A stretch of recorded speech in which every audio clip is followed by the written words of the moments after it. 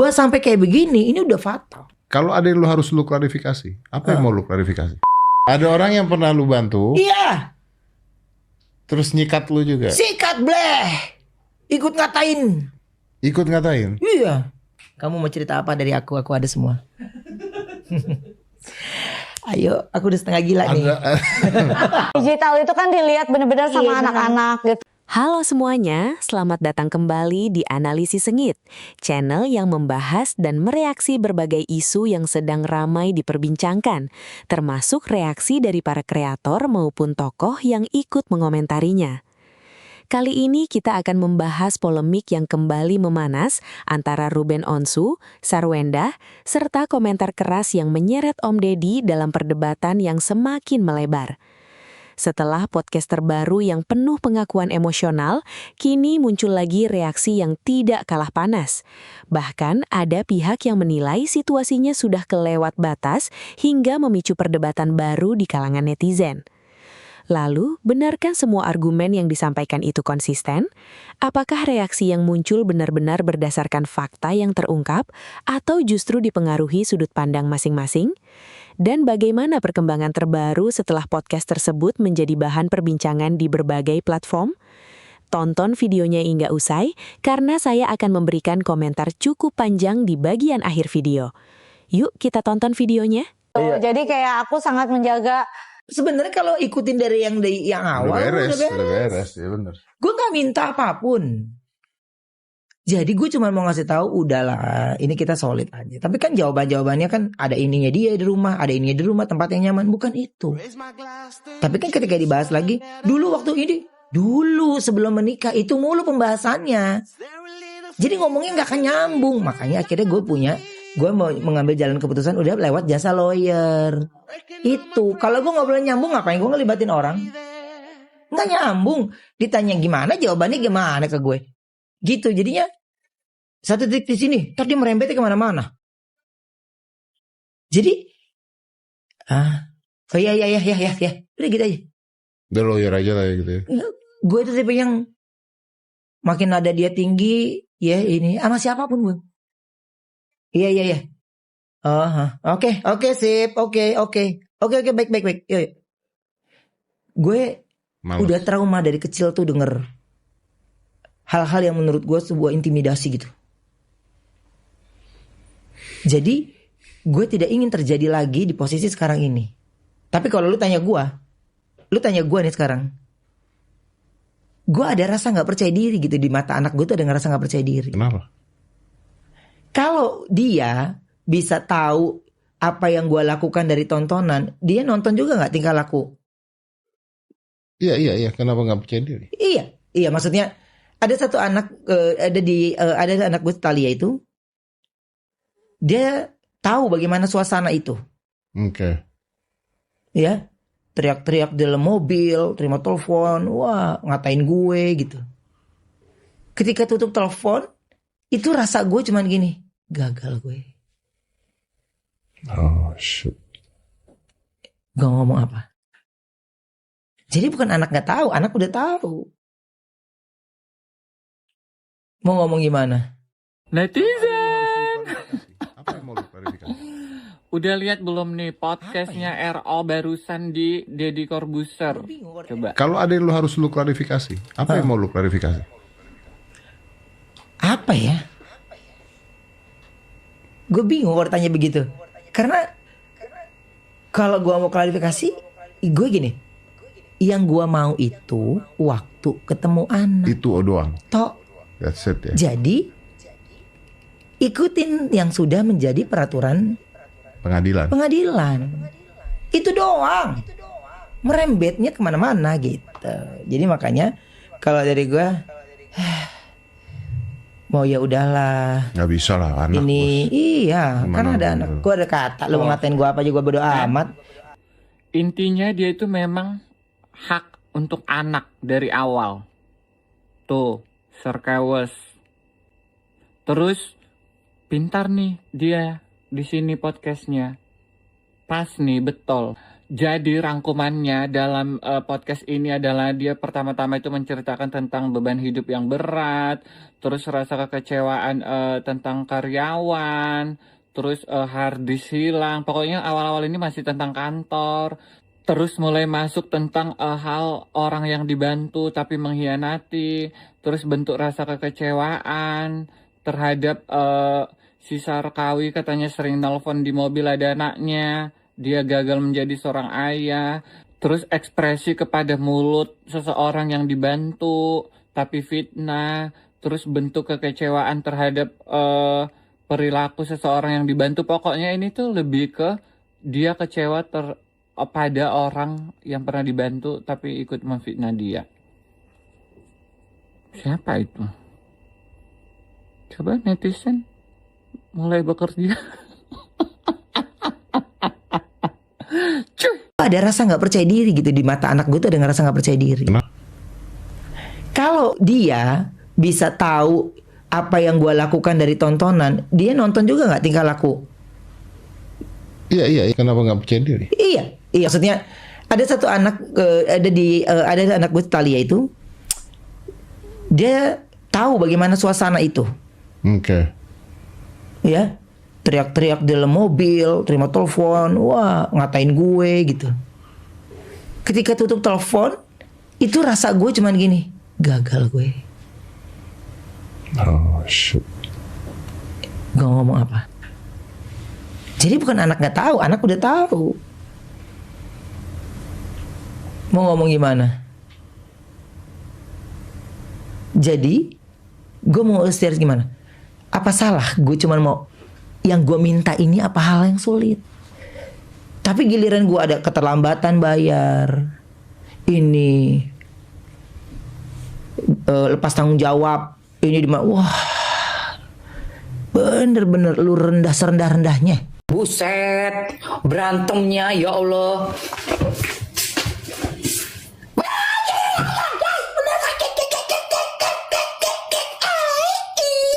Ya Allah, gue hah? Ya ampun, kayak begitu jaga mental, hah? Lu gilingan kali lu ya? Gilingan lu ya? Aku nonton sepotong takut darah tinggiku naik. Iya, tapi perlu kita nonton itu karena banyak banget omongan-omongan yang dibuat sama si Sarijem itu benar-benar bohong total. Bohong total. Yang dia ngomong di awal kan katanya kalau berantem sama mantannya itu nggak bakalan dia bersuara supaya nggak didengar anak-anak karena takut anak-anak kena mental health, ya kan? Kata-kata gue ngikutin elu, ya kan? Bener nggak? Kata-kata gue ngikutin elu. Jauh dari yang bontot sebelum lahir kok udah punya banyak itu simpanannya. Tapi paling lama sih mau kondo, itu yang paling lama. Gue udah tahu, demi Allah gue udah tahu, kaget gue. Udah sekarang gue buka aja di sini. Biarpun gue nggak akan sebut nama ya. Gue tidak menyebutkan nama. Siapa itu? Siapa? Sarijem. Jemnya apa? Jembri. Ya. Playing victim Jembri lu. Jembri lu kemana-mana. Di Singapura pulang pagi. Tektokan lu. Gila. Sarwenda. Lu mulut bisa dijaga gak sih? Ngomongin orang kena penyakit ini. HIV lah. Itulah. Ih. Dasar perempuan ya. Mulutnya gak bisa dijaga, ngejelek-jelekin Ruben yang aneh-aneh. Sarwenda, lu ya, gua gak nyangka sama lu. Orangnya gua lihat dulu lu tuh orangnya kalem, gak banyak omong gitu. Ternyata mulut lu ya, bangsat emang.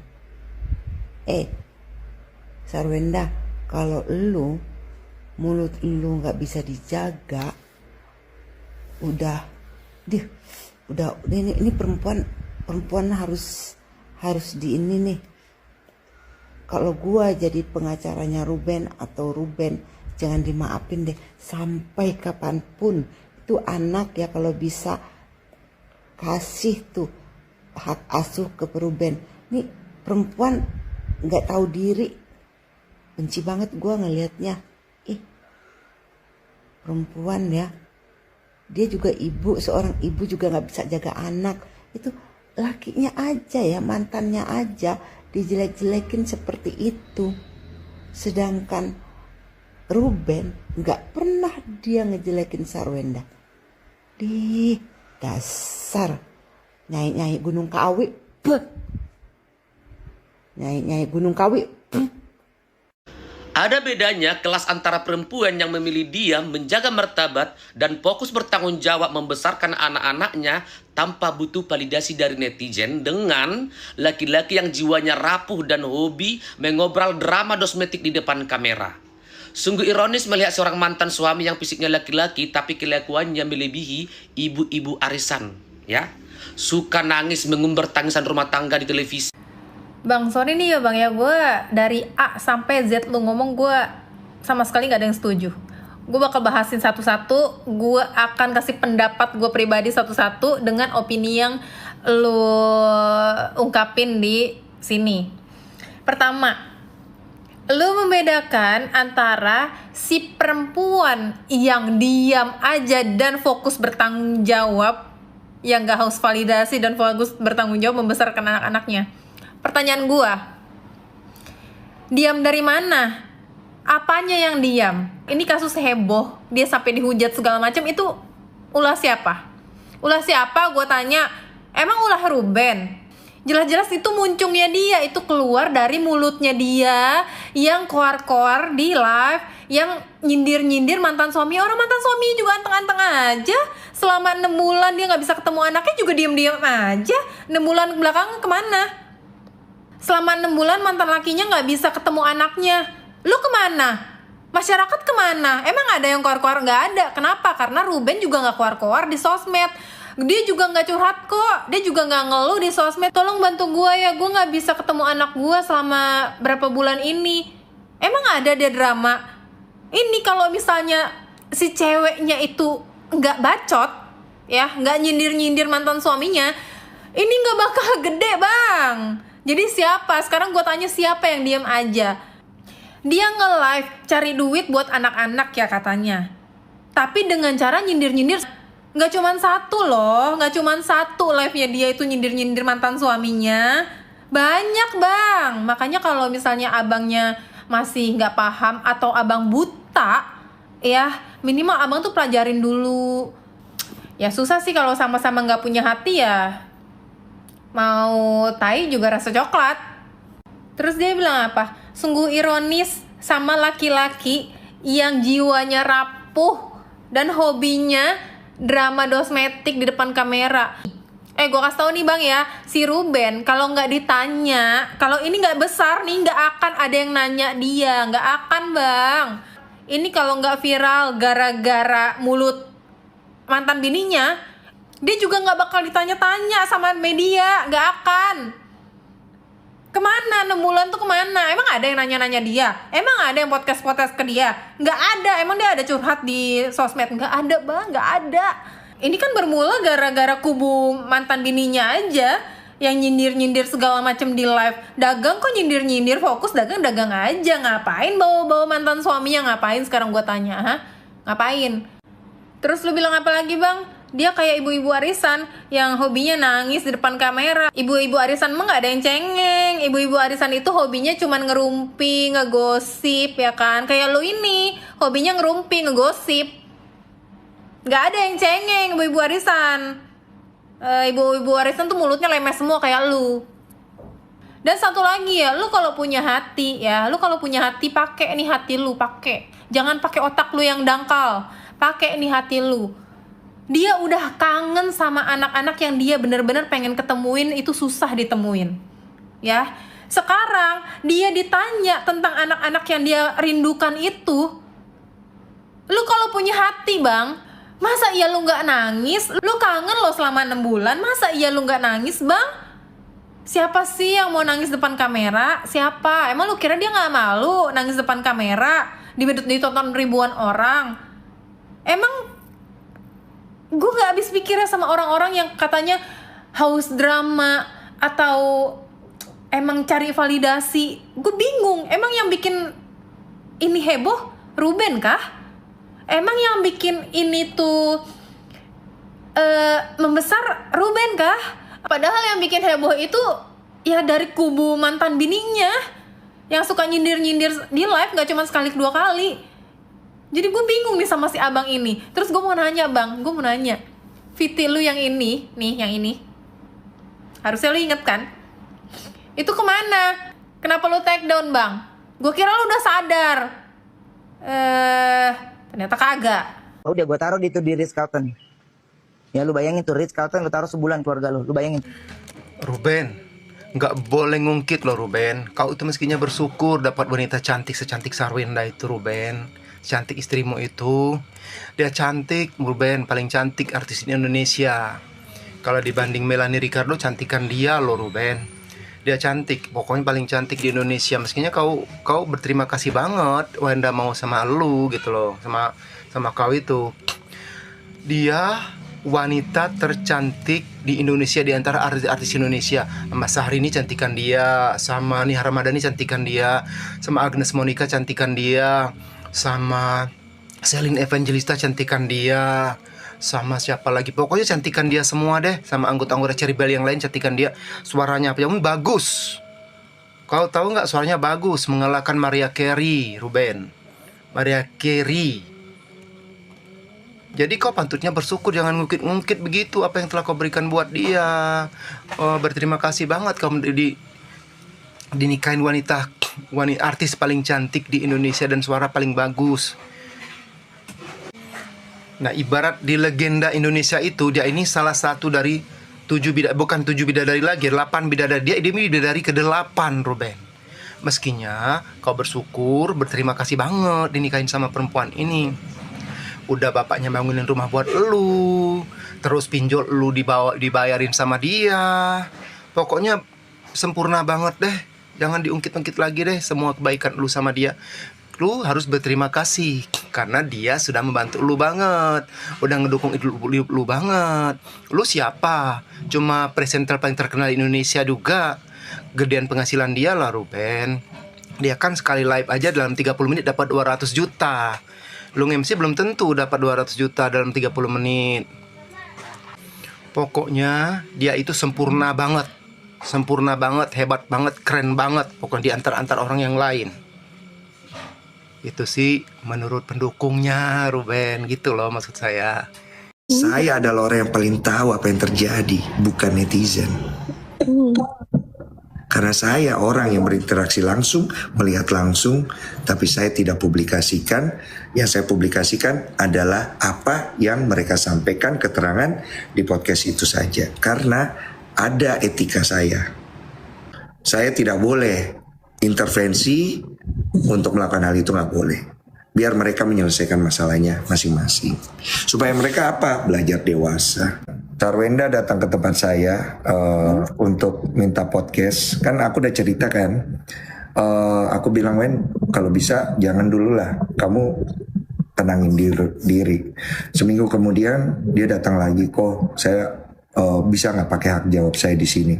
Kamu bisa hubungi infotainment lah, gitu.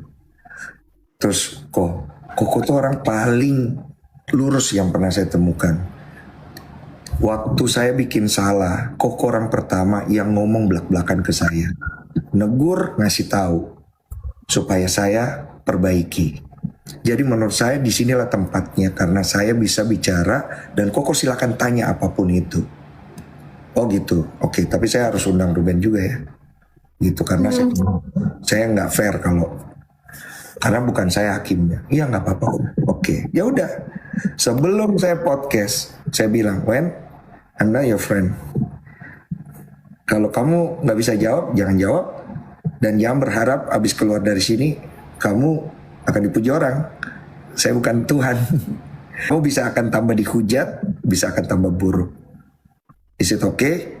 Oke kok nggak apa-apa. Ya udah, sama juga dengan Pak Minola pengacara Ruben yang datang ke sini. Sama, nggak ada bedanya. Kita undang Ko Ruben tuh waktunya belum bisa. Jadi dia akhirnya kita coba lagi, karena kan nggak fair ya kalau misalnya nggak datang sisi yang sini gitu. Kita coba lagi ya, kalau memang waktu itu gagal ya sudah, gue nggak bisa ngapain. Kita coba undang pengacaranya, beliau bisa datang, katanya udah diizinkan sama Ko Ruben. So silakan gitu. Oke, kita jelaskan nih video yang beredar di mana si Ruben Onsu teriak-teriak, bukan teriak-teriak ya, Ruben Onsu nggak teriak-teriak tuh, yang teriak-teriak mantan istri tuh, si janda Ruben Onsu kan teriak-teriak. Itu ternyata adalah di saat Ruben Onsu ini lagi boker alias BBAB, lagi SBOL. Nah ini Mbak SW ini mempertanyakan kepindahan ke hotel. Itu bisa nggak dirubah jadwalnya atau dimajukan, ataupun intinya dirubah begitu. Ruben Onsu mengatakan ya nggak bisa semudah itu gitu loh intinya. Makanya meledaklah semua yang seharusnya tidak perlu diledakkan.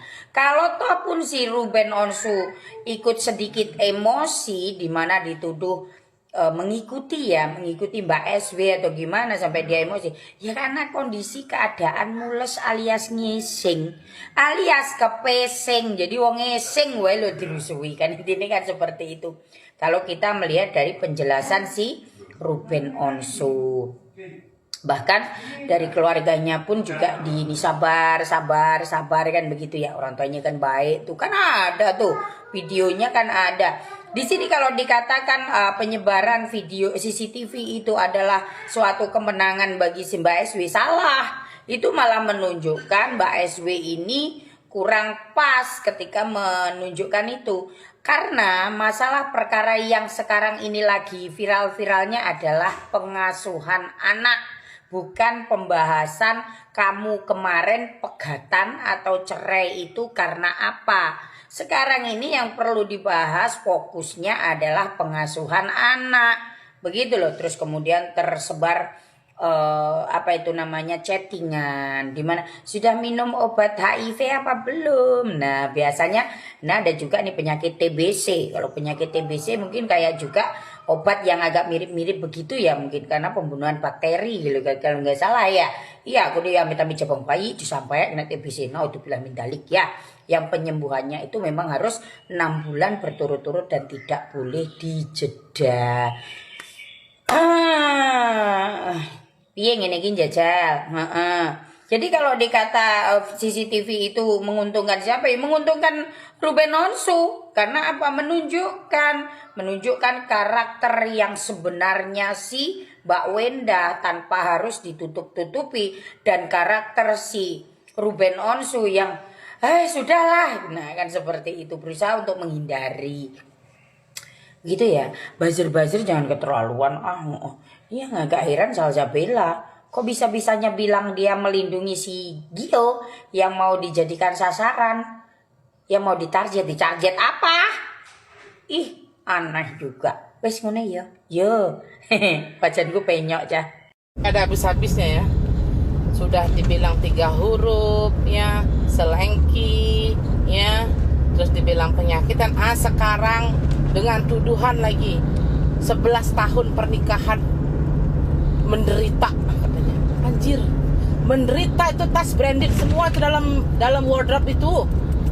Kalau yang setahu aku orang menderita itu ya nggak dikasih makan ya, duit dibatasin ya, terus pergi mau keluar negeri jalan-jalan nggak boleh ya, di rumah tuh cuma jadi babu. Nah itu baru menderita tuh. Tidak pernah bilang dia menderita, Bu. Dia dibilang adalah memendam yang selama ini dia mencoba pendam dan memahami segala situasi. Berarti itu dalam suka dan duka dia sudah mengusahakan yang terbaik ya. Dalam duka dia diam, dalam suka juga dia senang ya, bukan menderita ya kata-katanya di sana ya, gitu loh. Jadi yang kedua itu adalah tentang tas-tas branded bla bla bla tai kucing segala macam itu ya. Kebahagiaan seseorang itu tidak diukur dengan uang ya. Kalau Anda matre, jangan samakan Anda dengan wanita lainnya. Nggak semua orang kebahagiaannya itu diukur dengan apa yang diberi oleh lakinya, apa yang telah dilakukan oleh lakinya dalam bentuk materi juga. Karena orang bisa menderita dari segi mental, psikis gitu loh. Ada juga orang yang menggunakan uang untuk menghancurkan mental orang lain juga. Gitu loh Bu ya. Agak berfail dulu lah jadi perempuan atau jadi laki-laki juga sama. Kita itu harus punya harga diri yang tinggi supaya kita tidak bisa dibeli dengan uang, dan komentar kita itu juga tidak melulu lulus soal uang. Aku cuma mau ngasih tahu sama Sarwenda, di luar sana banyak janda nggak dibiayain oleh suaminya, nggak dinafkain oleh suaminya. Dan aku mau ngasih tahu sistem pembagian 4 hari 3 malam itu bukan sesuai dengan waktu anak.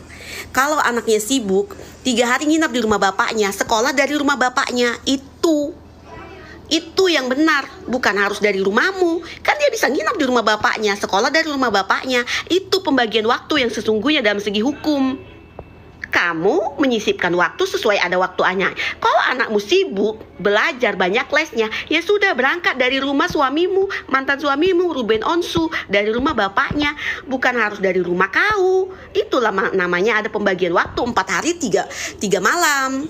4 hari di kau, 3 malam di Ruben.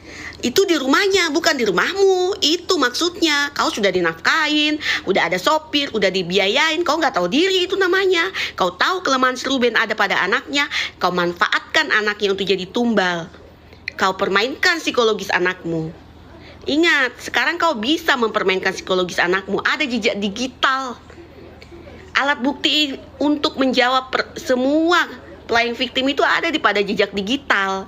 Makanya hati-hati dalam berbicara. Mulutmu adalah harimaumu.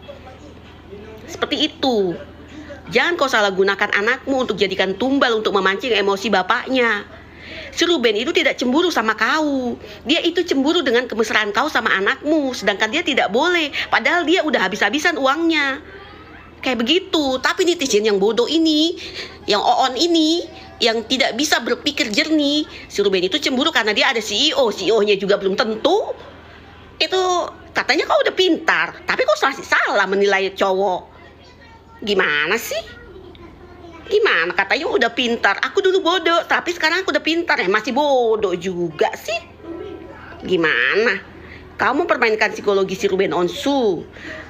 Jangan kau tumbalkan anakmu demi kepentingan pribadimu sendiri. Karena semesta itu tidak akan diam. Suatu saat kau akan terjebak dengan permainanmu sendiri. Ingat, mulutmu adalah harimaumu. Jadi jejak digital itu adalah alat bukti untuk melawan dirimu sendiri. Ruben Onsu itu sistemnya, dia tidak klarifikasi mengenai apa yang terjadi. Tapi dia klarifikasi mengenai pernyataan-pernyataanmu yang di media. Seperti itu. Aku juga nggak mau aku yang banyak keluarin duit, tiba-tiba kau ngaku-ngaku banyak duit. Seperti itulah psikologisnya. Mana ada orang yang mau. Orang tanah dibeli si Ruben, itu biaya banyak yang dikeluarin dia, terus kau ngaku-ngaku itu peninggalan bapakmu. Ya kau nggak tahu diri namanya. Memang itu harta bersama. Harta bersama juga kalau misalnya itu atas nama si Ruben, bisa juga sama dia. Banyak di pengadilan yang dimenangkan tidak dapat istri. Kau itu hanya cukup bersyukur aja si Ruben banyak mengalah samamu. Di luar sana walaupun harta bersama, kalau itu atas nama suaminya tidak akan dapat istrinya. Jangan kau pikir-pikir harta bersama. Makanya orang baik jangan disalahgunakan. Kalau marah ya kayak begini sekarang. Hati-hati dalam ngomong. Ini juga fansnya, berpikir jernih, pahami hukum. Hukumnya itu harus dipahami. Hukum hak asuh anak bagaimana, co-parenting itu bagaimana, psikologis anak itu bagaimana. Jangan karena dia punya kuncian si Ruben dia suka hatinya. Sekarang semesta berpihak sama Ruben, bukan samamu. Makanya jaga ucapanmu. Mulutmu adalah harimaumu. Yang melawan kau adalah jejak digitalmu. Gue habis nonton podcastnya pengacara dengan Mas Densu. Nah, di sini gue mau mengungkapkan pandangan gue yang sebagai netizen dan juga sebagai korban broken home ya. Korban dari divorce-nya orang tua. Salah satu poin, itu gue yang pertama itu tentang si Mbak S-nya itu ke Thailand. Menurut gue tuh gak ada itu, cemburu-cemburunya tuh gak ada. Di situ dia cuman menanyakan kepastian gitu, tentang anaknya. Bukan tentang lu mau pergi ke Antartika juga dia udah bodo amat. Yang penting anak dia nih. Nah, yang dia maksud dengan kok gak ngomong bukan tanggalnya atau segala macam tentang lu ke Thailand.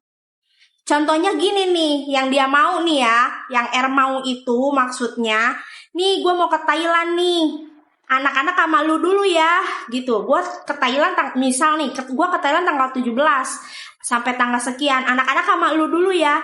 Nah gitu, itu co-parenting yang sehat, Mbak Es. Bukan cemburu, lu bilang ke Thailand segala macem. Terus yang kedua, masalah nafkah, ya. Ada gila-gilanya kalau kata gua mah.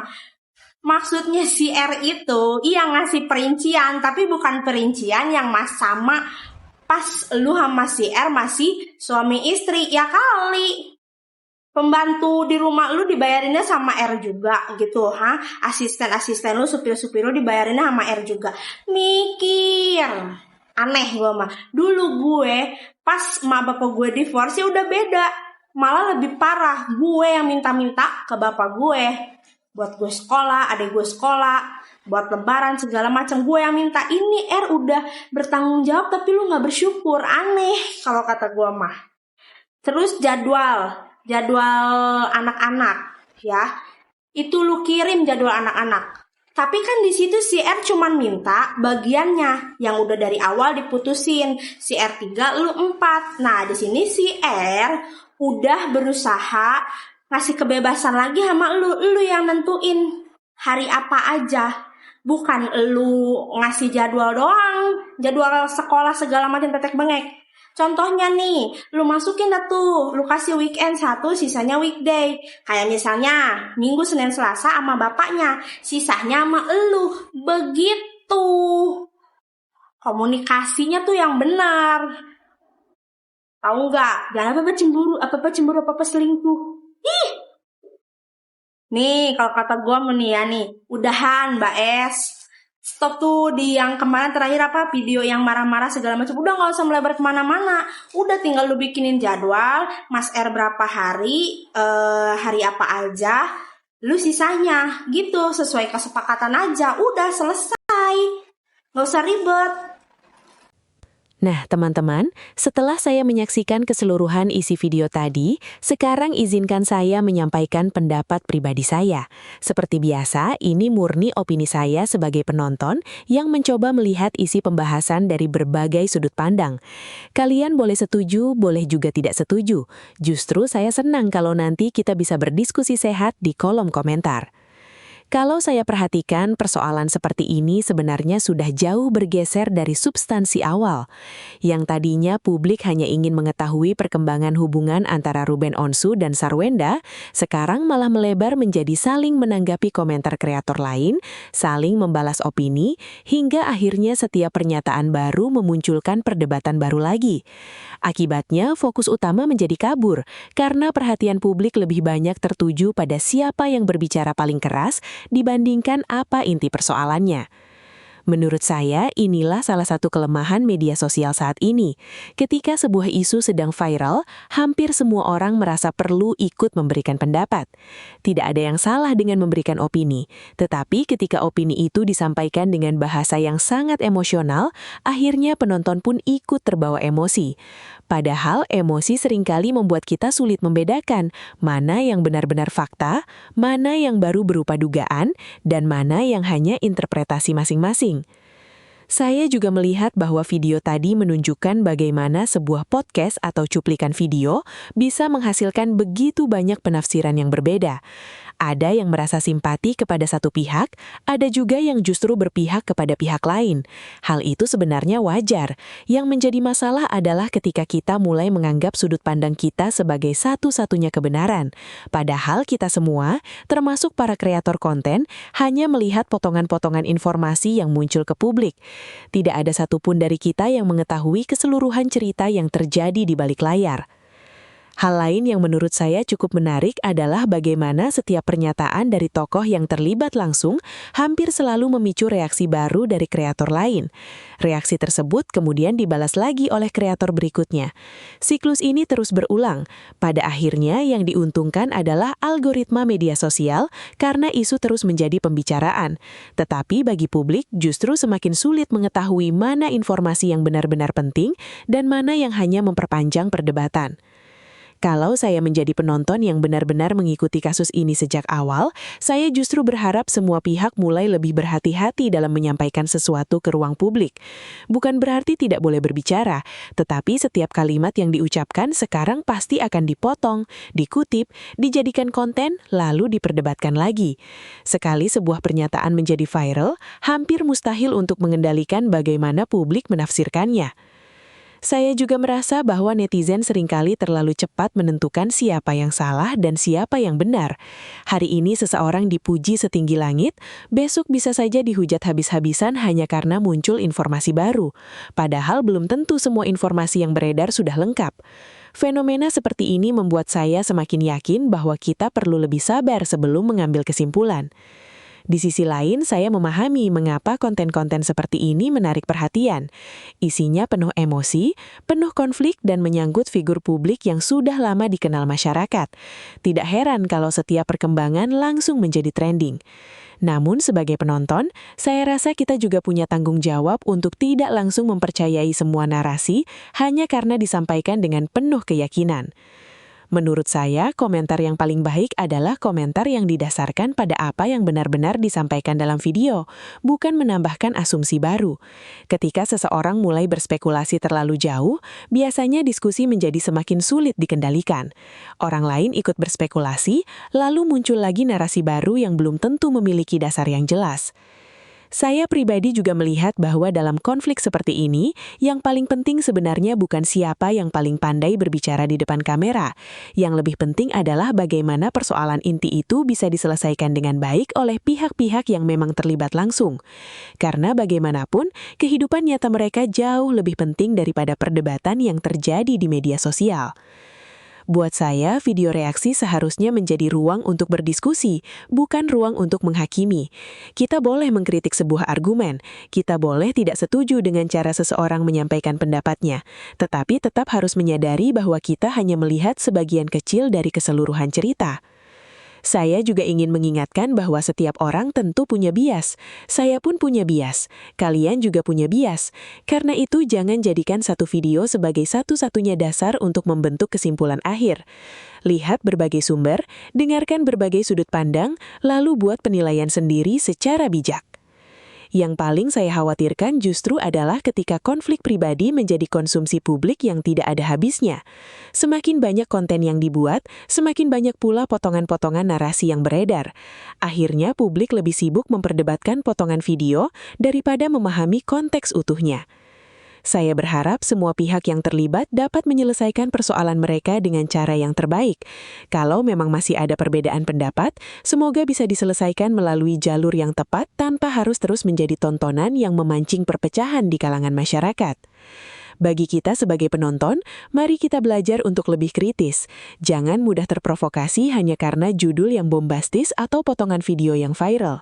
Biasakan mencari konteks, memahami keseluruhan pembahasan, lalu menyampaikan pendapat dengan cara yang santun. Itulah alasan mengapa saya selalu mengatakan bahwa sebuah video reaksi sebaiknya menjadi awal dari sebuah diskusi, bukan akhir dari sebuah kesimpulan. Karena setiap orang bisa memiliki cara pandang yang berbeda terhadap peristiwa yang sama. Sekarang giliran kalian. Saya benar-benar ingin mendengar pendapat kalian. Menurut kalian, apakah reaksi yang muncul setelah podcast ini justru memperjelas persoalan atau malah membuat konfliknya semakin melebar? Apakah kalian lebih memilih tokoh publik menyampaikan penjelasan secara terbuka atau justru lebih baik menyelesaikan semuanya di luar sorotan media? Silahkan tuliskan pendapat kalian di kolom komentar. Saya pasti akan membaca komentar-komentar yang masuk. Kalau kalian menyukai video seperti ini, jangan lupa tekan tombol like, subscribe, dan aktifkan lonceng notifikasi agar tidak ketinggalan pembahasan-pembahasan terbaru di channel Analisis Sengit. Terima kasih sudah menonton sampai akhir. Sampai jumpa di video berikutnya. Tetap kritis, tetap santun dalam berpendapat, dan jangan pernah menelan mentah-mentah informasi sebelum memahami konteksnya secara utuh.